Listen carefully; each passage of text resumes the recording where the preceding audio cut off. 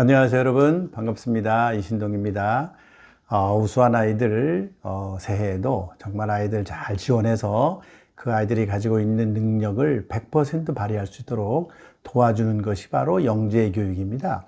영재교육이라는 것은 특정 분야의 아이들, 특별한 능력을 가진 아이들에게 차별적인 그런 어떤 지원을 해주는 것을 말하는 거죠. 올해도 부모님들 우리 아이를 잘 파악하시고 그리고 그 아이에게 맞는 적절한 지원을 해주는 것이 가장 좋습니다. 오늘은 제가 이런 얘기를 해보려고 합니다. 사회성에 관한 얘기입니다. 제가 상담을 많이 하다가 보면은 우리 아이는 사회성이 떨어져요. 이런 말씀을 하신 분이 굉장히 많아요. 맞습니다. IQ가 굉장히 높은 아이들, 상위 1%의 아이들, 이런 아이들은요, 사회성이 떨어지는 경우가 많이 있어요. 그래서 오늘 주제는 상위 1%의 영재 아이, 사회성이 부족하면 어떻게 도와줘야 하나입니다. 사회성이 부족할 때 어떻게 도와줘야 하나. 사회성이라는 게 뭡니까? 보통 사람들은 흔히 이거 갖고 큰 문제를 일으키지 않아요. 일반적으로 사회성이 있죠. 특별하게, 왜냐하면 사회성이라는 거는 인간관계를 말하는 거죠. 인간관계. 혼자 살면 사회성이 필요 없어요. 굳이 사회성 갖고 고민할 필요 없어요. 그러나 우리는 사회 속에서 살잖아요. 그래서 이 사회 속에서 남들하고 같이 이렇게 부딪히면서 살아야죠. 그러려면은 사람들하고 서로 관계를 잘 유지를 해야 돼요. 그게 바로 사회성인 거죠. 아이들한테 이거 잘 길러줘야 됩니다. 왜 그러냐면은 이 사회성이라고 하는 것은 그 아이가 가지고 있는 지적 능력을 발휘하는데 굉장히 중요한 매개 역할을 하기 때문에 그래요. 매개 역할이에요. 즉, 내 능력이 바로 밖으로 나가서 큰 업적을 만든다거나 성취를 만든다거나 그럴 때 이 사회성이라는 게 굉장히 중요합니다. 대학교 교수들도 그렇고요. 미국의 유명한 그런 저명한 노벨상을 받는 그런 분들도 전부 다 보면은 아주 인간관계가 굉장히 잘 돼 있어요. 여러분들 논문을 쓰더라도 그 논문을 다른 사람이 인용해 줘야 됩니다. 요즘은 그래서 그걸 인용지수라 그러는데요. 논문을 혼자 아무리 잘 써도 그냥 그게 사장돼 버리면 끝나는 거죠.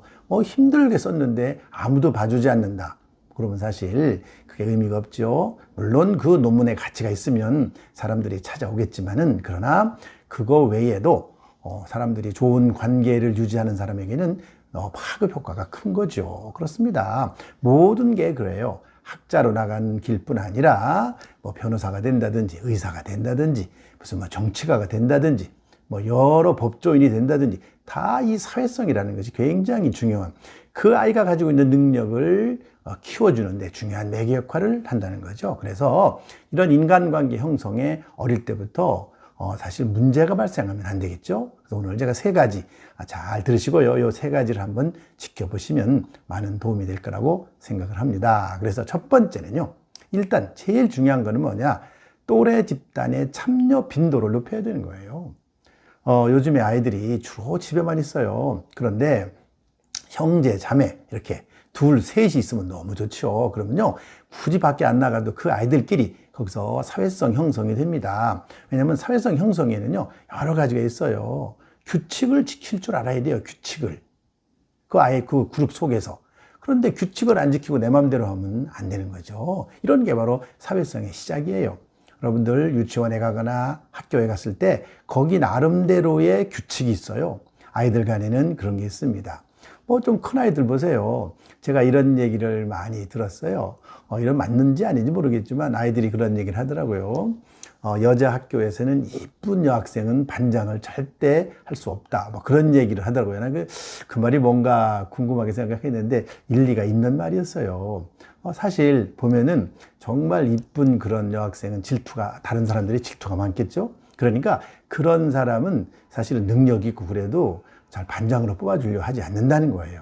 다른 사람이 인정을 해줘야 된다, 그런 말이잖아요.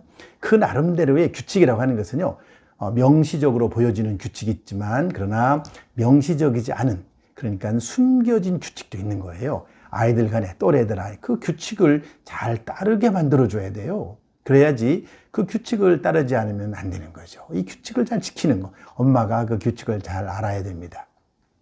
그 다음에는요, 독불장군, 이런 게 바로 안 되는 것이죠. 예를 들면 그런 거예요. 독불장군, 자기밖에 몰라요. 자기가 하자는 대로 해야지 좋아하지, 자기가 하자는 대로 안 하면 싫어하는 거. 이런 거 문제 있는 것이죠. 내 맘대로 하는 거. 그다음에 버릇이 없는 거죠. 사실 친구들 간에, 또래들 간에도 버릇이라는 게 있어요. 예를 들면 뭐 물건을 확 뺏는다든지 말이죠. 자기가 마음에 안 든다고 확 뺏는다든지, 자기가 하고 싶다고 자기 마음대로 한다든지, 뭐 이런 식으로 나가면 그 또래들이 어려도요, 그걸 다 알아요. 그래서 그 싫어해요. 이런 식으로 또래 집단의 참여 빈도를 높여줘야 된다는 것이죠. 이게 굉장히 중요한데요. 어떤 아이들은 가기 싫어하는 아이들이 있어요. 특히 IQ가 높은 아이들, 우수한 아이들 보면은 그런 집단에 가기 싫고 혼자 있고 싶어 하는데, 부모님들 그거 말리셔야 돼요. 적절하게 자꾸 참여를 시켜줘야 됩니다. 그래야지 아이가 집단 속에서 어떤 행동을 해야 되는지, 그래야 거기서 내가 인정을 받는지, 이런 어떤 규칙을 스스로 몸에 체득하게 되는 것이죠. 이거 굉장히 중요한 그런 얘기입니다.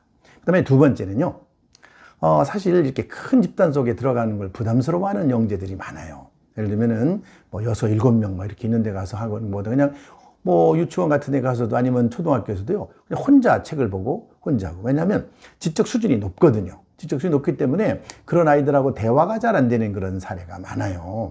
그럴 때는요, 부모님들이 잘 한번 보시고, 집이든지 학교든지 어디서 1대1, 한 명의 친구를 먼저 만드는 것이 굉장히 중요해요. 한 명의 친구를 만들어서 그 1대1로, 그 다음에 혹은 1대2로 이렇게 독서를 한다든지 게임을 한다든지 이런 기회를 제공해 주는 게 좋아요. 먼저는 게임을 하는 게 굉장히 좋아요. 둘이가 게임을 해보면 그 아이의 그 욕심이라든지 승부욕이라든지 이런 게 나타나거든요. 그래서 게임의 기회를 먼저 한번 제공해 보는 게 좋아요. 그래서 게임이 잘 안 되면 그때는 엄마가 그런 룰에 대해서 잘 설명을 해줘야 돼요. 화를 내면 안 된다. 그 다음에 또 혼자만 이기려고 하면 안 된다. 이런 거를 자꾸 얘기를 해줘야 돼요. 특히 IQ가 높은 아이들은 승부근성이 강한 아이들이 굉장히 많아요. 이기려고 하는 마음이 굉장히 강해요. 그러다 보면은 사회성에 문제가 생기는 거죠. 다른 이기는 사람이 있으면 지는 사람이 있어야 되잖아요. 그리고 또 자기가 이기려고만 할 뿐만 아니라 지는 거를 너무너무 싫어하기 때문에 상대방을 어떤 굉장히 상처를 주는 그런 일이 발생할 수가 있어요. 그래서 이런 문제 때문에 그러면 한 번만 놀아보고 한 번만 게임 해보고 절대 쟤하고는 안 놀려고 하는 것이죠. 이런 일이 벌어지면 사회성에 문제가 있는 거예요. 이런 걸 한번 보시고 1대1, 한 명의 친구하고 게임을 한다든지 놀게 하는 것, 그 다음에 2명, 1대2 정도, 이런 것도 괜찮아요. 이렇게 시작을 해서 자꾸 그 아이들하고 같이 잘 지내는 그런 습관을 배우도록, 어릴 때는 물론 문제가 발생할 수 있지만 점차적으로 엄마가 잘 살펴보시고 하나하나 아이들이 그 문제 없이 잘 지내는지를 살펴볼 필요가 있어요. 여러분들 보면은 아이들이 떼를 쓴다거나, 그 다음에 마음대로 안 되면 막 화를 낸다거나, 그 다음에 무슨 막 뭐 물건을 집어던진다거나 이런 아이도 있어요. 그렇기 때문에 그런 거는 부모님들이 그 아이에게 충분히 그런 행동 다시는 하지 않도록 엄마가 자꾸 도와줘야 돼요. 그거 막지 않으면 어릴 때 그렇게 하는 습관이 생기면 계속적으로 학교에 가서도 큰 문제를 일으킬 수 있고요. 위로 가면 점점 더 그렇죠. 그렇게 되면 남들이 좋아하지 않게 되고, 남들이 좋아하지 않게 되면 점점 더 외톨이가 되는 것이죠. 그래서 어릴 때 미리 요거를 잘 잡아줘야 한다 하는 그런 말씀이에요. 그 다음에 세 번째는요, 타인의 배려심 높이기 훈련을 자꾸 시켜줘야 돼요. 타인의 배려심 높이기. 즉, 엄마가 아이가 그런 배려심이 없는 행동을 하면 반드시 그거를 지적하고 그 배려심을 높일 수 있도록 자꾸 얘기를 해줘야 돼요. 우리 아이가 예쁘고 귀엽고 좋은 거, 그런 사랑스러운 거, 이거만큼 다른 집 아이도 중요한 거죠. 그렇잖아요. 다른 집 아이는 그 집에서는 최고로 사랑스러운 아이죠. 그렇기 때문에 아이가 서로를 배려할 수 있는 그런 마음을 자꾸 얘기를 해줘야 돼요. 아이들은요, 한 번 가지고 되질 않아요. 여러 번 반복적으로 해줘야 돼요. 특히 공감 능력을 자꾸 키울 수 있도록 해줘야 돼요. 예를 들자면 아이가 하나밖에 없는 그런 집안에는 이렇게 공감을 가질 기회가 별로 없잖아요. 부모밖에 없잖아요. 그래서 보통 이렇게 부모하고는 모든 것을 부모가 양보를 해주기 때문에 이 아이가 자기 멋대로 하고 싶은 생각이 굉장히 강하죠. 그럴 때는 그 애완동물 같은 것도 좋은 방법일 수 있어요. 애완동물 이런 거를 키우게 해서 그 애완동물과의 좋은 공감 같은 거, 정서적인 공감 이런 것들을 갖게 해주는 거, 요즘엔 막 그런 일이 많이 있는 것 같아요. 좋은 일이라고 생각합니다. 그 다음에는 양보하는 능력을 자꾸 키워야 돼요. 그러니까 나만 모든 것을 갖는 것이 아니라 내가 양보해주면 다른 사람이 굉장히 기분 좋은 일이 생긴다. 내가 양보를 해주면 다른 사람이 기분 좋은 일이 생겨서 또 그것 때문에 다시 나한테 그런 것이 좋은 영향이 오게 된다라고 하는 것을 길러줘야 돼요. 사실 내가 다른 사람을 이해해주고 다른 사람의 상처를 주지 않고 그런 훈련은 정말 가정에서 필요한 겁니다. 이거는 학교에서 쉽지 않아요. 학교는 여러 아이가 있기 때문에 선생님이 이런 거를 뭐 교과서에도 나오고 하지만 그러나 그렇게 일일이 개별적으로 해주기 어려워요. 부모님이 잘 도와주실 필요가 있는 거죠. 즉 배려심 높이기 훈련이 필요합니다. 세 가지 오늘 말씀드렸는데요. 여러 가지 중에 세 가지만 제가 뽑은 겁니다. 첫째는요, 또래 집단 참여 빈도를 높여줄 필요가 있다. 또래 같은 연령의 집단이 있으면 그런 집단의 참여를 높여주는 게 필요하고요. 둘째는 1대1, 그 아이하고 수준이 맞는 아이, 1대1 혹은 1대2 정도로 게임 같은 거를 할 기회를 자꾸 만들어주는 것이 굉장히 좋다. 게임을 해보면 사회성이 드러나거든요. 근데 세 번째는 타인에 대한 배려, 또래에 대한 배려를 높여주는 거, 배려심을 높여주는 거를 늘 부모님이 그 아이를 다독거리면서 얘기를 해주는 것이 필요하다. 이렇게 말씀드릴 수가 있습니다. 아이를 잘 키우는 것 중에는 여러 가지가 있지만 지적 능력만 높다고 좋은 게 아니라요. 그 지적 능력이 정말 외부로 나가서 인정을 받으려면 이 사회성이라는 것이 중요한 매개 역할을 한다는 거 꼭 명심해 주면 아이를 잘 키우는데 도움이 될 거라고 생각합니다. 오늘은 여기까지 하겠습니다. 감사합니다.